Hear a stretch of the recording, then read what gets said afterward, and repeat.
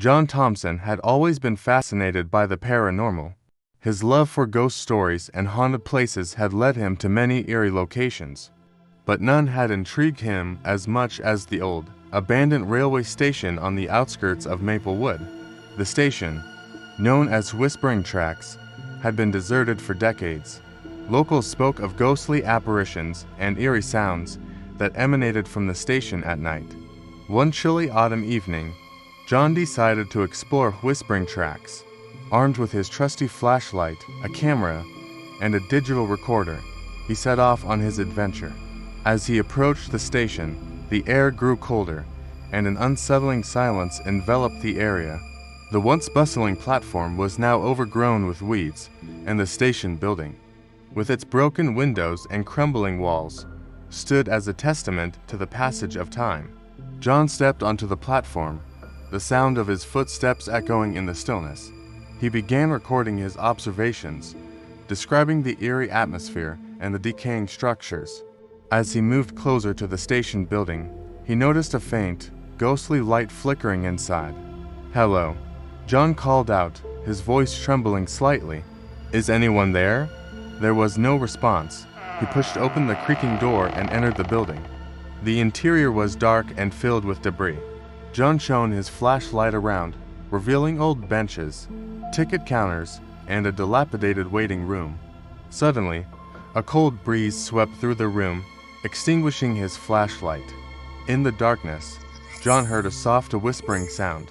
He fumbled with his flashlight, finally managing to turn it back on. The whispering stopped, and the room was once again silent. John's heart pounded in his chest. He knew he had to find the source of the whispering. As he moved deeper into the building, he felt an overwhelming sense of being watched. In the main hall of the station, John came across an old photograph hanging on the wall. It depicted a group of railway workers, their faces solemn. One figure stood out, a man in a conductor's uniform, his eyes seeming to follow John as he moved. Curiosity piqued, John took a closer look. Suddenly, the temperature dropped, and the whispering began again, louder this time. He turned around and gasped. There, standing in the shadows, was the figure from the photograph phantom conductor. "Who are you?" John asked, his voice barely above a whisper. The ghostly figure stepped forward, his transparent form becoming more defined. "I am Henry Marshall," the spirit said, his voice echoing as if from a distant past. "I was the conductor here, long ago." John's fear gave way to curiosity. "What happened to you?" Henry's spectral eyes filled with sorrow. "There was an accident, a terrible derailment. Many lives were lost, including mine. I am bound to this station, unable to find peace." Henry began to tell his story, his voice filled with anguish. The derailment had occurred on a stormy night over 50 years ago. A passenger train had lost control on the wet tracks, crashing into the station. The impact had been devastating, and the aftermath was a scene of horror and chaos.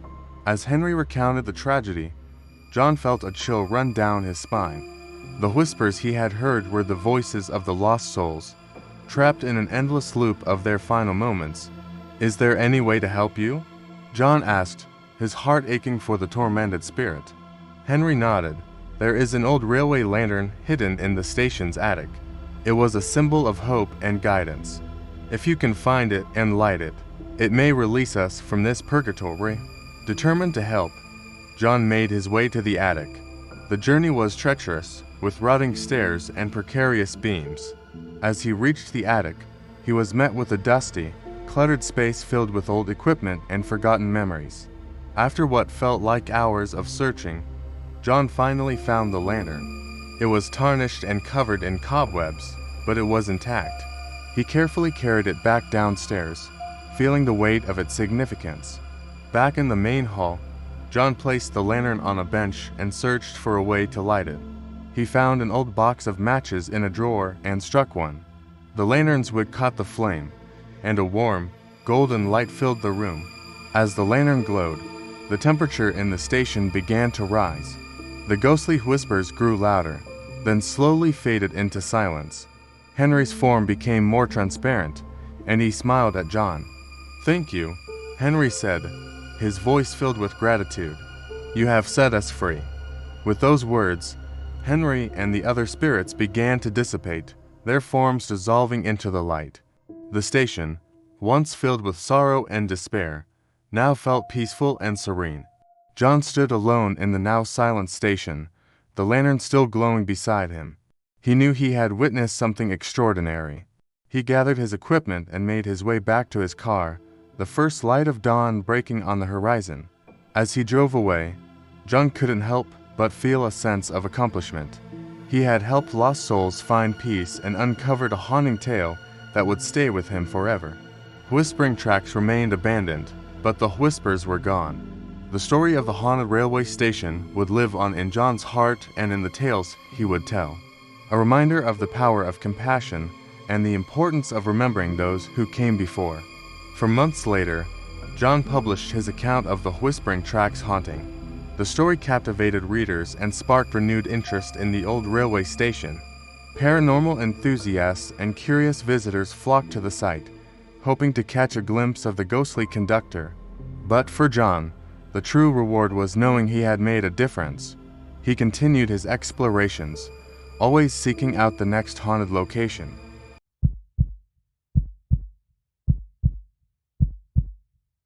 But Whispering Tracks would always hold a special place in his heart, a place where he had encountered the past and helped spirits find their way home. John's account of the Whispering Tracks haunting garnered attention beyond his expectations. He was invited to speak at conferences, featured in podcasts, and even approached by a production company interested in turning his experience into a documentary. Despite the newfound fame, John remained humble, always emphasizing the importance of respecting the spirits and their stories. One evening, as John sat in his study, sifting through emails and messages from fans, he received a letter in a plain envelope with no return address. The letter was handwritten and slightly smudged, as if penned in haste. It read, "John Thompson, I have read your account of Whispering Tracks with great interest. My father was a passenger on the ill-fated train that night. He survived the crash, but was haunted by the memories until his death. He spoke of a kind conductor who tried to save as many as he could, including my father. Thank you for helping Henry Marshall find peace. Sincerely." John sat back in his chair, the weight of the letter sinking in. It was a poignant reminder of the real lives and legacies behind the stories he chased. Inspired, he decided to visit Henry Marshall's gravesite, hoping to pay his respects to the brave conductor. A week later, John found himself in Maplewood Cemetery, a modest plot surrounded by towering oaks. After some searching, he located Henry Marshall's grave, marked by a simple headstone weathered by time. John placed a bouquet of white lily at the base, the flowers contrasting starkly with the gray stone. "Thank you, Henry," John whispered, "for your bravery and for allowing me to tell your story." As he stood there, a gentle breeze rustled the leaves, and for a moment, John felt a comforting presence. He knew Henry was at peace. With the story of Whispering Tracks behind him, John continued his explorations. His next destination was an old asylum rumored to be haunted by the ghosts of former patients. The asylum, called Blackwood Asylum, was located deep in the woods, away from prying eyes. The building was imposing, with tall, barred windows and ivy creeping up the stone walls. As John approached, he felt the familiar thrill of anticipation mixed with a tinge of fear. He set up his equipment and began documenting his findings. The asylum's interior was a maze of long, dark corridors and abandoned rooms. The air was thick with the scent of decay and the echoes of forgotten voices. John walked carefully, his flashlight cutting through the darkness. In the asylum's records room, John found files detailing the lives of former patients. The stories were heartbreaking tales of suffering, isolation, and lost hope. One file, in particular, caught his attention. It belonged to a young woman named Emily, who had been committed for severe melancholia. The notes described her as gentle but deeply troubled, with a tragic end in the asylum. As he read, John felt a strange connection, to Emily's story. Determined to uncover more, he headed to the room where Emily had spent her final days. The room was small and bare, with a single window offering a glimpse of the moonlit forest outside. As John entered the room, he felt an overwhelming sense of sadness. He turned on his digital recorder and began speaking softly. "Emily, are you here? I want to tell your story. Can you help me understand what happened to you?" For a moment, there was silence. Then, the temperature dropped, and John heard a faint, mournful sigh. He played back the recording and was stunned to hear a soft voice saying, "Help me." Determined to find out more, John continued to investigate, piecing together Emily's tragic history. He learned that she had been deeply in love with a man who had promised to marry her, but had abandoned her instead. Heartbroken and betrayed, Emily had lost all will to live. As the night wore on, John felt Emily's presence grow stronger. He spoke to her, offering words of comfort and reassurance. "Emily, you don't have to suffer anymore. I'm here to help you find peace." In response, the room grew warmer, and John felt a gentle touch on his shoulder. It was a moment of profound connection, bridging the gap between the living and the dead. John promised to tell Emily's story with the same care and respect he had shown to Henry Marshall. He hoped that by sharing her tale, he could bring awareness to the struggles of those who had been forgotten and help other spirits find their way to peace. John left Blackwood Asylum with a heavy heart and a renewed sense of purpose. He knew that his work was far from over. There were countless stories waiting to be told, each one a testament to the lives and experiences of those who had passed on. As he sat down to write Emily's story, John reflected on his journey. He had started as a curious investigator, but he had become something more, a bridge between worlds, a voice for the voiceless. His YouTube channel continued to grow, and his audience eagerly awaited each new tale. But for John, the true reward was in the connections he made and the spirits he helped along the way. Years later, John Thompson looked back on his career with a sense of fulfillment. He had traveled to many haunted places, faced countless spirits, and told their stories with empathy and respect. Whispering Tracks and Blackwood Asylum were just the beginning of a journey that had taken him to the farthest corners of the supernatural world. And though he had encountered many ghosts, it was the spirits of Henry Marshall and Emily that stayed with him the most. Their stories were a reminder of the enduring power of compassion and the importance of remembering those who came before us.